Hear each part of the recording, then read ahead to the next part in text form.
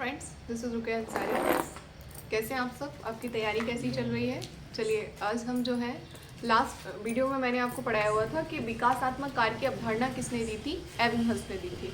ठीक है, उससे रिलेटेड मैंने आपको स्टेजेस बताई हुई थी कि किस स्टेज में क्या क्या क्वालिटी विकसित होती हैं बच्चे में, कौन कौन सी क्वालिटी बच्चे में गुण जो है वो विकसित होते हैं। उन्होंने अपनी अपनी स्टेजेस में बताया हुआ है, अपनी अकॉर्डिंग जिस स्टेज में जो विशेषताएं प्रकट होती हैं बच्चे में उसको डिफाइन किया है। ठीक है, तो मैंने उसको स्टेजेस भी एक्सप्लेन कर दी थी आपको, और ये भी बताया हुआ था कि कितनी अवस्थाएं उन्होंने बताई हैं। 6 अवस्था बताई थी उन्होंने। ठीक है, तो चलिए ये सारी चीज़ें एक्सप्लेन कर दी थी मैंने। अब आपको नेक्स्ट टॉपिक पर लेकर चलते हैं। यूनिट फर्स्ट का हमारा नेक्स्ट टॉपिक है डिबेट्स ऑफ डेवलपमेंट। बहुत ही ज़्यादा इंपॉर्टेंट टॉपिक है ये डिबेट्स आपकी कह सकते हो। विवाद पूछा गया है कि विकास में क्या क्या विवाद है, ऐसा कह सकते हो जो वाद विवाद हुआ है।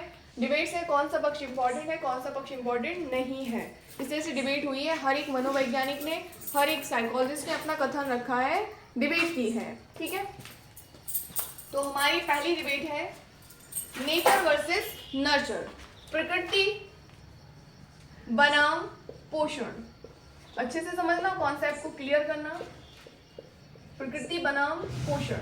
ठीक है, तो ये नेचर वर्सेस नेचर कहने का मीन्स ये, जो वुडवर्थ हमारे मनोवैज्ञानिक थे, वुडवर्थ ने कहा है, जो वुडवर्थ मनोवैज्ञानिक थे, इन्होंने कहा है development equal heredity into environment. मतलब विकास जो होता है वो वंशानुक्रम और वातावरण का क्या है? गुणनफल है। क्या है? विकास वंशानुक्रम और वातावरण का गुणनफल है। ये कौन कह रहा है? हमारे वुडवर्थ कह रहे हैं। ठीक है, विकास जो होता है development equal heredity plus environment नहीं होता है। विकास अनुवांशिकी और वातावरण का हम कह सकते हैं एक प्रतिफल नहीं है, एडिटिव नहीं होते हैं, ये एक जुड़ात्मक रूप से नहीं होते हैं, हम ऐसा कह सकते हैं। जोड़ नहीं होता है, इन दोनों का कैसा होता है? गुणनफल है। क्या है? विकास और वंशानुक्रम का क्या है? वंशानुक्रम और वातावरण का क्या है? गुणनफल है विकास। ठीक है, ये एडिटिव नहीं होते हैं। ठीक है, हम ये नहीं कह सकते कि विकास का ज्यादा कह सकते हो हमारा जो हेरिडिटी है, हिंदी में लिखते हैं जो अनुवांशिकता है, अनुवांशिकता इसका 50% कह सकते हो इंपॉर्टेंट होती है। हम ये नहीं कह सकते कि वातावरण 50% इंपॉर्टेंट होता है, 50% इन्वायरमेंट इंपॉर्टेंट होता है। हम ये नहीं कह सकते, ये गलत होगा। क्या सही होगा? विकास जो है वंशानुक्रम और वातावरण का क्या होता है? गुणनफल होता है। ये दोनों एडिटिव नहीं होते, जोड़ नहीं होते हैं। ना हम ये कह सकते हैं कि अनुवांशिकता 50% इफेक्ट डालती है बच्चे का विकास पर, ना हम ये कह सकते हैं कि वातावरण 50% या 50% अपना योगदान देता है। दोनों ही बात गलत होंगी, क्योंकि कुछ स्टेजेस में शिशुअवस्था में दोनों ही इफेक्ट डालते हैं, क्योंकि जो जेनेटिक फॉर्म में हमें जो चीजें प्राप्त हुई है वो विकसित हो रही होती है शिशुअवस्था में। एनवायरनमेंट का भी अपना एक महत्वपूर्ण रोल होता है शिशुअवस्था में। जैसा बच्चे को पोषण मिलेगा बच्चा वैसे ही विकसित होगा। तो दोनों ही चीजें क्या होती हैं? इंपॉर्टेंट होती हैं। बाल्यावस्था में हमारा एनवायरनमेंट इंपॉर्टेंट होता है, हेरिडिटी इतनी इंपॉर्टेंट नहीं होती। किशोरावस्था में फिर से अनुवांशिकता एंड वातावरण दोनों इंपॉर्टेंट होते हैं। तो इस तरह हम कह सकते हैं, हम किसी एक पक्ष को ज्यादा इंपॉर्टेंट नहीं मान सकते। ना तो हम ये कह सकते हैं कि अनुवांशिकता ज्यादा कह सकते हो बच्चे के विकास पर ज्यादा प्रभाव डालती है, हेरिडिटी कम डालती है। ठीक है, ना हम ये कह सकते हैं कि वातावरण बच्चे के विकास पर ज्यादा प्रभाव डालता है, हेरिडिटी कम डालती है। ठीक है, हम ये नहीं कह सकते कि अनुवांशिकता ज्यादा प्रभाव डालती है, एनवायरनमेंट कम डालता है। हम ये नहीं कह सकते कि वातावरण ज्यादा प्रभाव डालता है, हेरिडिटी कम डालती है। ये क्या है? दोनों एक कह सकते हो गुणनफल के रूप में, दोनों मल्टीप्लिकेशन के रूप में बच्चे के विकास को प्रभावित करते हैं। ठीक है, इसमें एक चीज और होती है, जो हमारी अनुवांशिकता है, अनुवांशिकता से क्या क्या चीजें प्रभावित होती हैं। देखिए, हमारी अनुवांशिकता से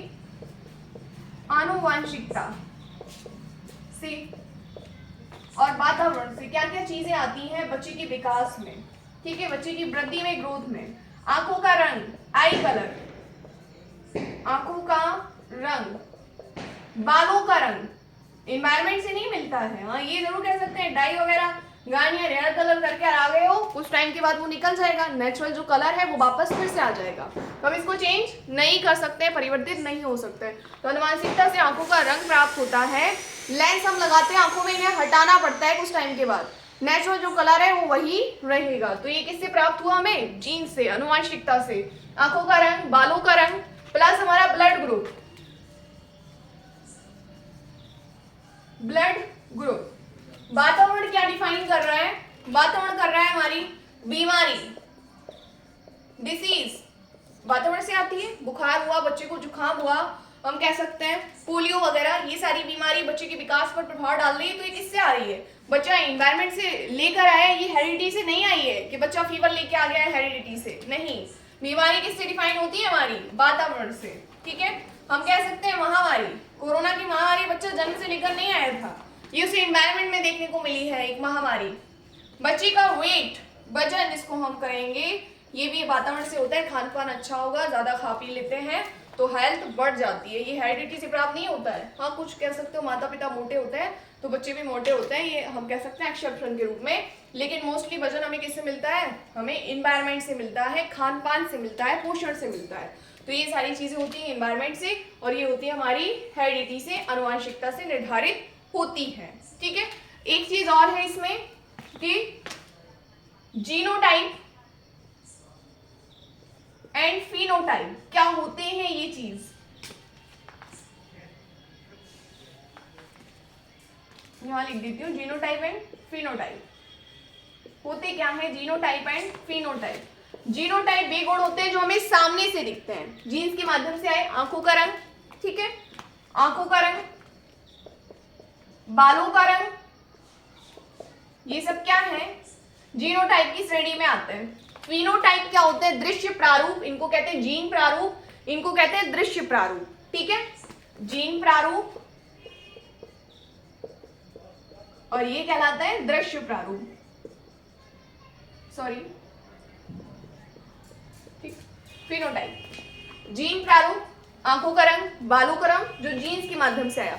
दृश्य प्रारूप, जिन्हें हम कह सकते हैं ऑब्जर्व करके, बच्चे का अवलोकन करके पता करते हैं, जैसे कि बुद्धि, ठीक। जेनेटिक फॉर्म में दोनों चीजें आती हैं, जेनोटाइप एंड फिनोटाइप।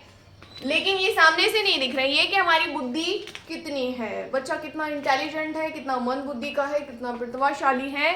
हम उसके व्यवहार को एब्जॉर्ब करके जानेंगे, हम उसके साथ घुल मिलकर उसके व्यवहार का परीक्षण करके पता चलेगा कि बच्चे की बुद्धि किस तरह विकसित होती है। तो ये सामने से दिख रही है कि हमें ये नहीं दिख रहा है कि बच्चे में कितनी बुद्धि है। हम कैसे जानेंगे? उसका टेस्ट लेकर, अवलोकन करके, बातचीत करके। तो ये होते हैं हमारे फिनोटाइप, जो सामने से नहीं दिखते हैं। और जीनोटाइप क्या होते हैं? जो सामने से दिखते हैं, जैसे कि आंखों का रंग, बालों का रंग, ठीक है। तो ये जाते हैं हमारे जीनोटाइप में। समझ आई चीज?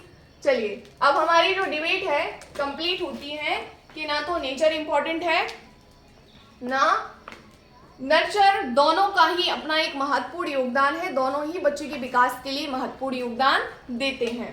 तो हम इसको भी इंपॉर्टेंट मानेंगे और इसको भी, प्रकृति बनाम पोषण, ठीक। ये डिबेट आई होप समझ आई होगी आपको। बच्चा अनुवांशिकता से ही नहीं विकसित होता है, बच्चा वातावरण से ही विकसित नहीं होता है, दोनों अपना एक महत्वपूर्ण योगदान देते हैं बच्चे के विकास में। समझ गए? जीनोटाइप फिनोटाइप समझ आया? जो चीजें सामने से दिखे, देख सके, वो जीनोटाइप होता है, जो सामने से ना दिखे वो फिनोटाइप होता है, ठीक है। चलिए, हम किसे करेक्ट मानेंगे? ऑप्शन अगर इस तरह से दिए हो कि बच्चा जो है, विकास जो है वो अनुवांशिकता और वातावरण का क्या है? गुणनफल है। अनुवांशिकता और वातावरण का कह सकते हो एडिशन है या जोड़ है। अनुवांशिकता बच्चे के विकास पर ज्यादा प्रभाव डालती है, वातावरण बच्चे के विकास पर ज्यादा प्रभाव डालता है। तो ऑप्शन सही होगा कि विकास जो है वो अनुवांशिकता और वातावरण का क्या है? गुणनफल है, ठीक है। दोनों को इंपॉर्टेंट नहीं मानेंगे, कह सकते हो दोनों को ही हम इंपॉर्टेंट मानेंगे, एक को इंपॉर्टेंट नहीं मानेंगे। एक को ज्यादा इंपॉर्टेंट, दूसरे को कम, ऐसा भी नहीं होगा, ठीक। समझ आई ये चीज? इसका मतलब ये है कि अनुवांशिकता ज्यादा प्रभाव डाल रही है, इसका मतलब है एनवायरमेंट कम प्रभाव डाल रहा है, वातावरण ज्यादा प्रभाव डाल रहा है, हेरिडिटी कम प्रभाव डाल रही है, ठीक है। समझ आया? चलिए इसे हटाते हैं।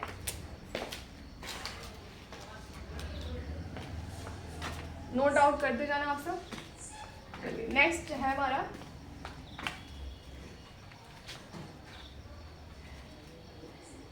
कॉन्सेप्ट क्लियर रखो बस माइंड में, क्या चीज पूछ रहा है क्या चीज नहीं। जैसे कि मैच्योरिटी को लेकर बहुत क्वेश्चन बन रहे हैं एग्जाम में। तो मैच्योरिटी क्या है? एक विकासात्मक प्रक्रिया है, चलती रहती है। हम ये नहीं कह सकते कि एनवायरनमेंट से इफेक्टेड होती है, ये होती है हमारी हेरिडिटी से इफेक्टेड होती है। इसमें किसी भी प्रशिक्षण का प्रभाव नहीं पड़ता है, नेचुरली चीजें होती है ये मैच्योरिटी, ठीक, परिपक्वता जिसको कहते हैं। नेक्स्ट है हमारी डिबेट कॉन्टिन्यूटी वर्सेस डिसकॉन्टिन्यूटी, सततता बनाम असततता।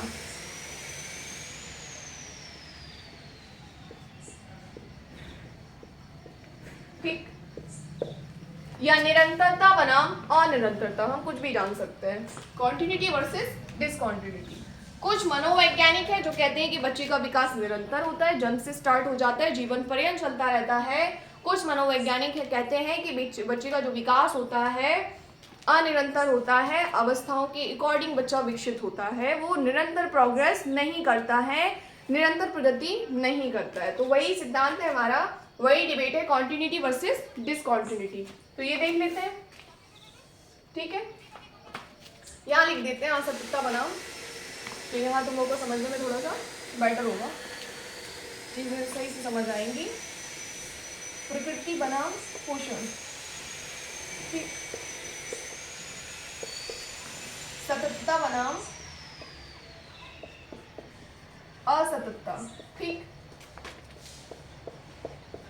चलिए दूसरा हमारा जो कह सकते हो दूसरी डिबेट है हमारी, एक है हमारी सततता, एक है हमारी असततता, ठीक। जो कॉन्टिन्यूटी वाले कह सकते हो मनोवैज्ञानिक है, साइकोलॉजिस्ट है, वो है हमारे लेव वाइगोट्स्की। कौन है? लेव वाइगोट्स्की।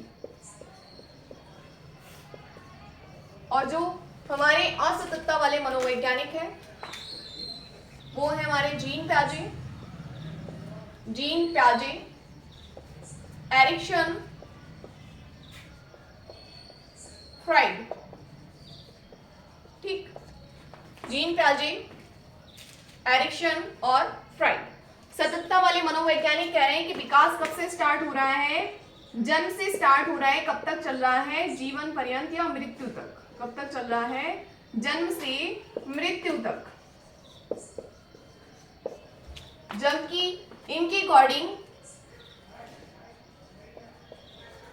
अवस्थाओं के आधार पर विकास होता है, अवस्थाओं के अनुसार विकास होता है, ठीक है। मतलब हर अवस्था में अलग अलग विकास होता है, अवस्थाओं के अनुसार विकास होता है, ठीक है।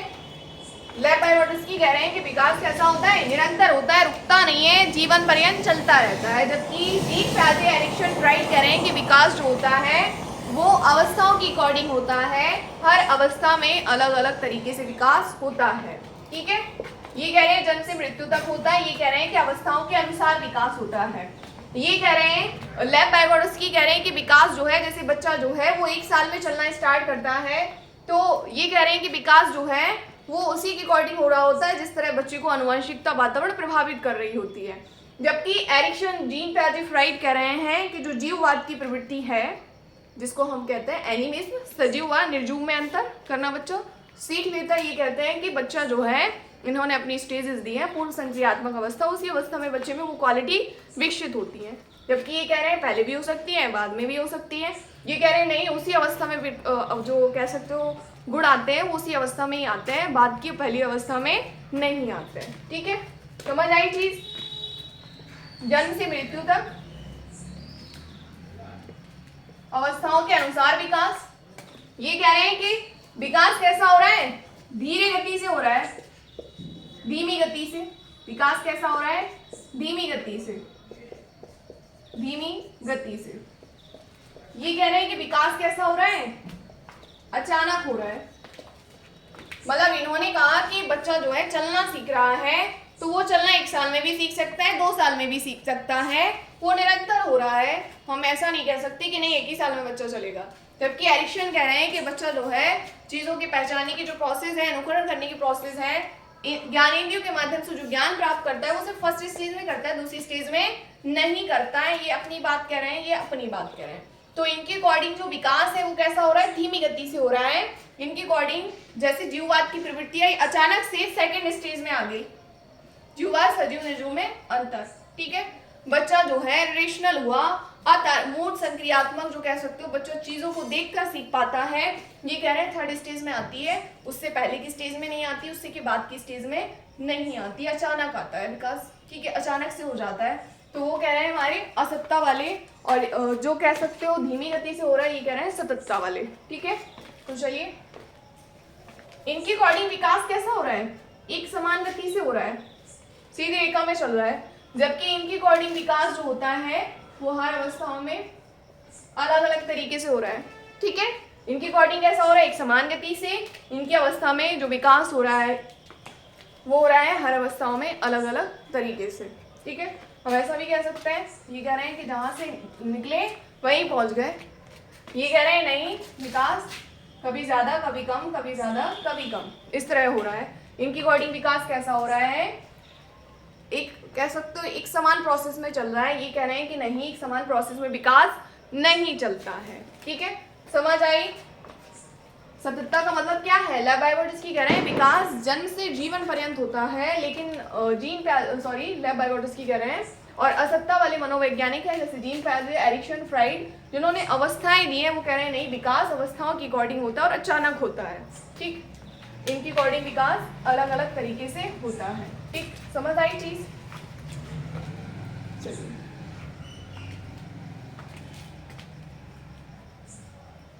नेक्स्ट स्टेज है हमारी डिबेट।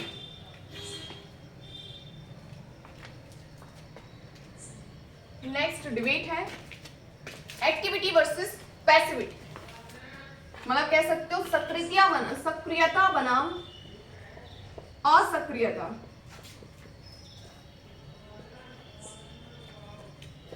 असक्रियता, ठीक, एक्टिविटी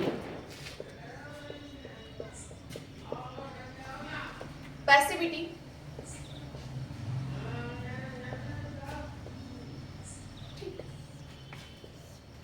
ये क्या, दोनों ही चीजें अपनी जगह सही हुई। जिस तरह से नेचर और नर्चर दोनों ही इंपॉर्टेंट है, तो कंटिन्यूटी अपनी जगह सही है क्योंकि विकास जो होता है समान होता है, लेकिन डिसकंटिन्यूटी अपनी जगह सही है, असत्ता, क्योंकि जीववाद सीखता है वो बच्चा जो है मोह चिंतन वो फर्स्ट स्टेज में नहीं करेगा, जब समझ आएगी तभी बच्चा मोह चिंतन कर पाएगा। तो इनकी बात भी सही है। दोनों ही डिबेट अपने आप में एक महत्वपूर्ण पक्ष रखती हैं, महत्वपूर्ण बात रखती हैं। ठीक है, नेक्स्ट है एक्टिविटी वर्सेस पैसिविटी, सक्रियता बनाम असक्रियता। ठीक, जैसे कि जीन पियाजे हैं, जीन पियाजे, फिर है व्यवहारवादी। ठीक, जैसे कि स्किनर हो गए, हल हो गए, थॉर्नडाइक हो गए, ये सब हमारे क्या है, व्यवहारवादी है। थॉर्नडाइक, पावलोव, ठीक, ये सब क्या है, व्यवहारवादी हैं। और हमारे जीन पियाजे क्या है, संज्ञानवादी। ये बच्चे को क्या मानते हैं, सक्रिय अधिगमकर्ता मानते हैं, एक्टिव लर्नर मानते हैं बच्चे को। ये कहते हैं कि बच्चा स्वयं चीजों को सीखता है, उसे सिखाने की आवश्यकता नहीं पड़ती है, उसे कोई नहीं सिखा सकता, वो एक सक्रिय अधिगमकर्ता होता है, एक नन्हा वैज्ञानिक होता है, लिटिल साइंटिस्ट होता है। कौन कह रहे हैं, जीन पियाजे, एक्टिव है बच्चा। जबकि जो व्यवहारवादी है वो कह रहे हैं कि बच्चा निष्क्रिय होता है, एक कोरी स्लेट के समान होता है। टैबुला रासा शब्द सुना होगा, टैबुला रासा, ये शब्द दिया था जॉन लॉक, बेचारे अब तो नहीं है, जॉन लॉक ने दिया था ये शब्द। इनकी अकॉर्डिंग बच्चा क्या था, खाली बर्तन था, कोरी स्लेट था जिसे हमें लिखना होता है, जिस पर बच्चा जो है कह सकते हो कच्चा घड़ा है। जिस तरह हम घड़े को शेप दे देते हैं, आकार देते हैं, गीली मिट्टी की तरह है, उसे जिस आकार में ढालेंगे बच्चा ढल जाएगा। इनकी अकॉर्डिंग इस तरह है बच्चा। ठीक है, टैबुला रासा का मतलब क्या होता है, खाली बर्तन, कोरी स्लेट जिसमें हम जो चाहें लिख सकते हैं। तो ये बच्चे को क्या मान रहे हैं, असक्रिय मान रहे हैं, बच्चे को सिखाना पड़ेगा, बच्चा स्वयं से एक्टिव नहीं है। जबकि जीन पियाजे क्या मान रहे हैं, बच्चे को सक्रिय मान रहे हैं, एक्टिव लर्नर बना रहे हैं। ये कह रहे हैं कि बच्चे को सिखाने की आवश्यकता नहीं है, स्वयं बच्चा सीख सकता है। दोनों को ही अपना एक महत्व है, बच्चे को सिखाने की आवश्यकता भी पड़ती है, किसी किसी परिस्थिति में बच्चे को सिखाना नहीं पड़ता है, चीजें स्वयं सीख जाते हैं। तो दोनों ही पक्ष महत्वपूर्ण है। ठीक, चलिए ये डिबेट भी कंप्लीट हुई।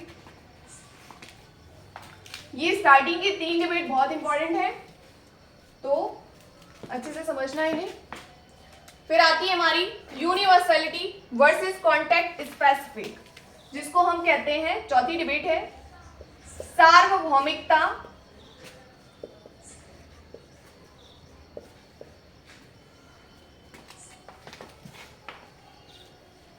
बनाम संदर्भ विशिष्ट, कॉन्टेक्स्ट स्पेसिफिक, संदर्भ विशिष्ट, कॉन्टेक्स्ट स्पेसिफिक।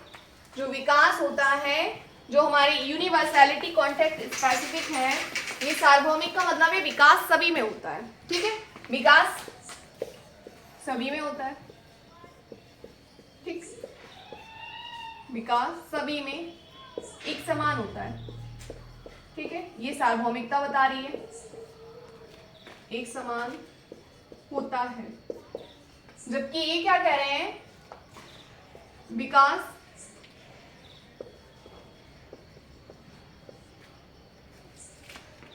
अलग अलग अवस्थाओं में होता है या अलग अलग होता है, ठीक। ये क्या कह रहे हैं कि विकास जो होता है वो सभी में एक समान होता है। सार्वभौमिकता वाले जो कह सकते हो, जो मनोवैज्ञानिक हैं, जो कह सकते हो जिन्होंने अपनी डिबेट रखी है, वो कह रहे हैं जो यूनिवर्सैलिटी होती है, विकास सभी कैसा यूनिवर्सल है, जो व्यक्ति जन्म लिया है वो विकसित होगा, उसे इन्वायरमेंट इफेक्ट डालेगा, उसको हेरिडिटी इफेक्ट डालेगी, भले ही हम कह सकते हो उसे पोषण अच्छा ना मिले, जीन्स जो प्राप्त हुए हैं वो उसके अकॉर्डिंग बढ़ेगा, ठीक है। तो ये क्या कह रहे हैं कि विकास सार्वभौमिक है, बच्चे ने जन्म लिया है तो विकसित होगा, सभी में समान विकास होता है, सभी जो है, सभी कह सकते हो व्यक्तियों में पहले शिशुअवस्था आती है, फिर बाल्यावस्था आती है, किशोरावस्था आती है। ऐसा नहीं है कि किसी में बाल्यावस्था पहले विकसित हो जाती है, किसी में किशोरावस्था बाद में विकसित होती हो। सभी का विकास कैसा होता है, एक समान होता है, सभी एक समान रूप से विकसित होते हैं। जबकि संदर्भ विशिष्ट वाले, कॉन्टेक्स्ट स्पेसिफिक वाले क्या कह रहे हैं कि विकास अलग अलग होता है, कोई बच्चा पहले बोलना सीख जाता है, कोई बच्चा बाद में बोलना सीखता है, कोई बच्चा जो है जल्दी चलने लगता है, कोई बच्चा बाद में चलना सीखता है, ठीक है। तो इनकी बात भी सही है और इनकी बात भी ठीक है, ठीक। तो ये कह रहे हैं कि विकास कैसा होता है, स्पेसिफिक होता है, हर अवस्था का अपना महत्व होता है, अलग अलग होता है, हर बच्चा एक समान नहीं होता। ये कह रहे हैं कि विकास कैसा होता है, एक समान होता है, यूनिवर्सल होता है, ठीक। तो हमारी चौथी डिबेट कंप्लीट हुई। पांचवी देखते हैं।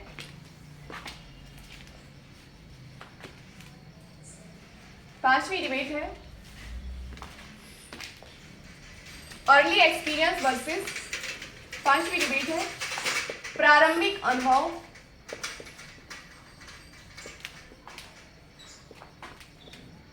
बनाम बाद के अनुभव, ठीक। Early experience versus later experience, ठीक है। फ्राइड के अनुसार प्रारंभ के 5 वर्ष ज्यादा महत्वपूर्ण होते हैं, ठीक। फ्राइड कह रहे हैं, कुछ मनोवैज्ञानिक का कथन है कि बाद के जो अनुभव होते हैं, बाद की अवस्थाएं होती हैं, वो ज्यादा इंपॉर्टेंट होती हैं।